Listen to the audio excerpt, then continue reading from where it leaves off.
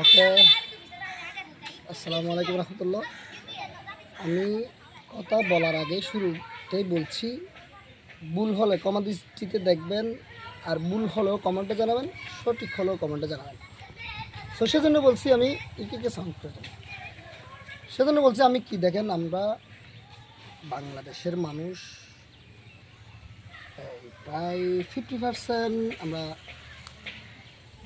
একটু গরিব। তো সেজন্য আমরা একটা আশা করি কি, বা মিনহাসের ভাই একটা আছে, বা আবু তৈয়বের ভাই, তিনটা বর্তমানে ওমানে আছে ইনশাল্লাহ আলহামদুলিল্লাহ। আবু তৈয়বের ভাই বা মিনহাসের ভাই ভাই বা আমার চাচাও একটা পাকিস্তানে আছে। সবাইকে মিলে বলতেছি, আবু তৈয়বের আগে অবস্থান ছিল স্বল্প, অল্প স্বল্প, তেমন টাকা পয়সা ছিল না। আলহামদুলিল্লাহ, আল্লাহ হাসান লাখ শুকরিয়া, তিন ভাই ওমানে আছে বিদায়, তিনটা দোকান আছে বিদায় আমাদেরকে পাড়া মহল্লায় সমাজের মধ্যে প্রতিটা বছর একটা তখন আমরা এটা হলো শুকরিয়া।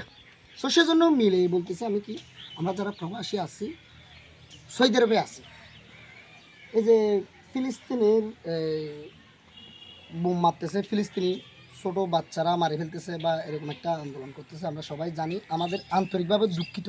ঠিক আছে না? তাহলে আমরা যদি যুদ্ধ করি, আমরা 2000-তে সিটাঙের মধ্যে আমরা মিছিল করছি, মিটিং করছি, ঢাকাতে মিটিং মিছিল করছি।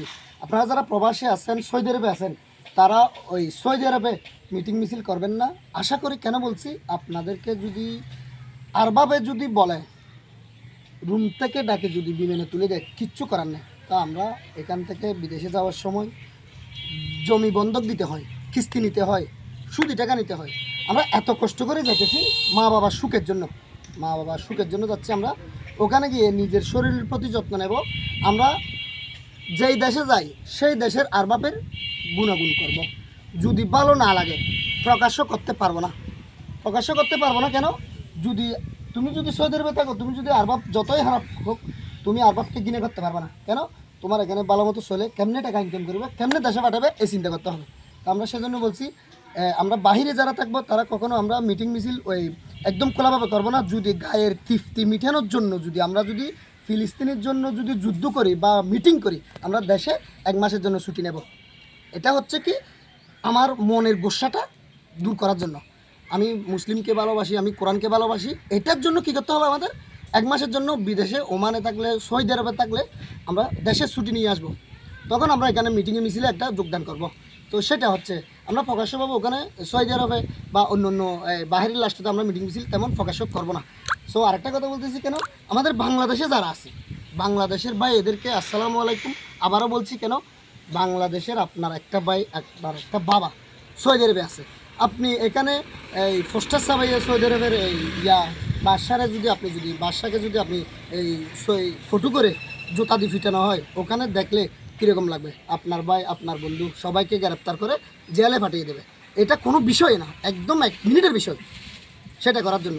তো সেজন্য আমাদের বাংলাদেশে কেউ বাহিরের রাষ্ট্রের কোনো আরবাব, সৌদি আরবের রাষ্ট্রের কোনো আরবাবকে ও যত খারাপ হোক, ওর বিচার আল্লাহ করবে। তুমি আমি করে লাভ নাই। কেননা আমরা গিনে করতে পারবো যে আমরা প্রকাশ্যভাবে এটা করবো না। সেজন্য বলছি, আমরা গরিব বা আমরা দ্রব্যমূল্য, আমরা যদি স্বয়ং সম্পূর্ণ যদি হয়ে থাকি, আমরা কেন বাহিরে যাওয়ার জন্য এত পাগল হয়ে গেছি? আমরা বেশি সিরিয়াসলি সুদি টাকা নিচ্ছি, কিস্তির টাকা নিচ্ছি, জায়গা বন্ধক দিচ্ছি। কেন নিচ্ছি? আমার ভাই, আপনার ভাই একটা সৌদি আরবে পাঠাবো, আমরা একটা সুন্দর চলবো এই আশা করে। সো সেজন্য বলছি আমি, দেশে বিদেশে সবাই এই ভিডিওটা দেখবেন, কমেন্টে জানাবেন কতটুকু সত্য আর কতটুকু মিথ্যা। ওকে, আসসালামু আলাইকুম, খুদা হাফেজ।